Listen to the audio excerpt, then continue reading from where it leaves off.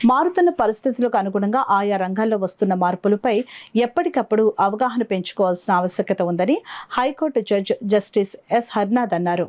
దంటు కళాక్షేత్రంలో all India federation of tax practitioners AP tax bar association ఆధ్వర్యంలో నిర్వహించిన సెమినార్లో ఆయన ముఖ్య అతిథిగా పాల్గొని మాట్లాడారు. ఆదాయ పన్ను, జీఎస్టీ, ఇతర పన్నుల అసెస్మెంట్లలో వచ్చిన నూతన మార్పులపై అవగాహన పెంచుకుని సవాళ్లను అధిగమించాలని అన్నారు. డిజిటల్ చెల్లింపుల ర్యాంకింగ్లో భారత్ తొలి స్థానంలో ఉందని అన్నారు.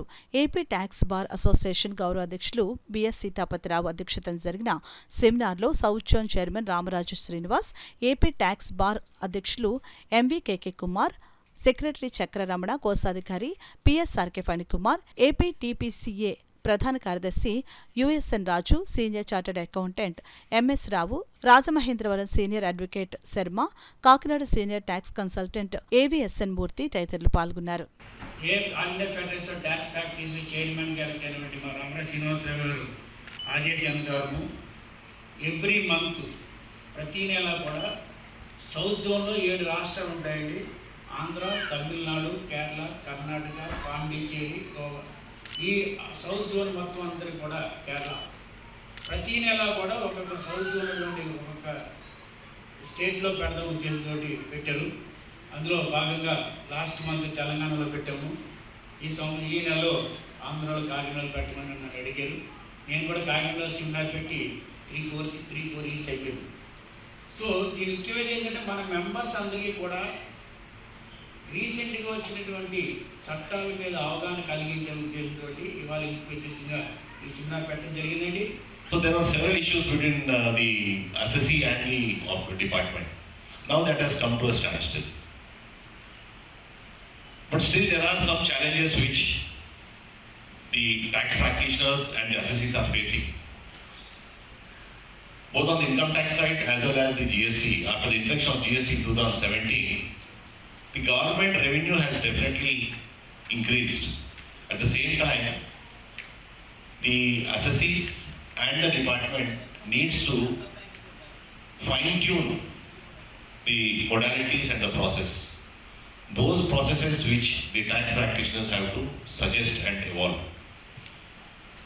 I'm very moved when I got the information that Sitapati has been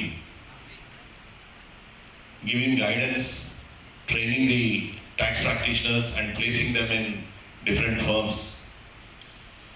Such people are rare commodity which we need to honor. In fact, we need to honor him for his endeavor. He definitely deserves a very commendable appreciation from all of us. And after becoming a judge, I was also sitting in the tax bench for some time. So generally we were facing issues with regard to show cause notice not being served. Judge గారు, Andhra Pradesh high court judge గారు హరినాథ్ గారు ముఖ్య అతిథిగా విచ్చేసి వారి సందేశాన్ని ఇవ్వటం కూడా జరిగింది. ముఖ్యంగా ఈ ట్యాక్స్ కాన్ఫరెన్స్ల యొక్క ఉద్దేశం ఏంటంటే ప్రతి ఒక్క అంటే జిఎస్టీలో కానీ ఇన్కమ్ ట్యాక్స్లో కానీ లేటెస్ట్గా వస్తున్నటువంటి అమెండ్మెంట్సు, లేకపోతే చట్టంలో వస్తున్న మార్పులు, అడ్వాన్స్ రూలింగ్సు, జడ్జిమెంట్సు, ఇలాంటి వాటిని అన్నింటినీ కూడా ప్రతి ఒక్క ప్రాక్టీషనర్కి తెలియచేయాలి. అవి వాళ్ళు అర్థం చేసుకునేటట్లుగా మనం వివరించాలి ఈ కాన్ఫరెన్సుల్లో. దానివల్ల ఏమవుతుందంటే వాళ్ళ వృత్తి నైపుణ్యం పెరిగి వ్యాపార వర్గాలకి సరైన సలహా ఇవ్వగలుగుతారు. ఆ సలహాల ద్వారా వారి వృత్తి నైపుణ్యం పెరుగుతుంది. ప్లస్ వ్యాపారులు కూడా సక్రమమైన రీతిలో పన్నులు చెల్లిస్తూ అనవసరమైన హెరాస్మెంట్కి ప్రభుత్వం నుంచి గురి కాకుండా ఉంటారు అనేది ఒక ఉద్దేశంతో ఈ 6 రాష్ట్రాలలో కూడా మేము ఈ కాన్ఫరెన్స్లు ఏర్పాటు చేయడం జరుగుతోంది. దానిలో భాగంగానే ఈరోజు ఇక్కడ కాకినాడలో ఏర్పాటు చేయడం జరిగింది.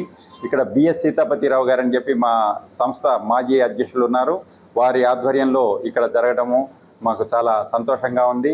వివిధ ప్రాంతాల నుంచి సుమారుగా 150 మందికి పైగా డెలిగేట్స్ ఇక్కడ అటెండ్ అయ్యారు. వారందరూ కూడా ఈ అవకాశాలని అందిపుచ్చుకొని వారి వృత్తి నైపుణ్యం పెంచుకోవాలని చెప్పి కోరుకుంటున్నాం. Thank you very much.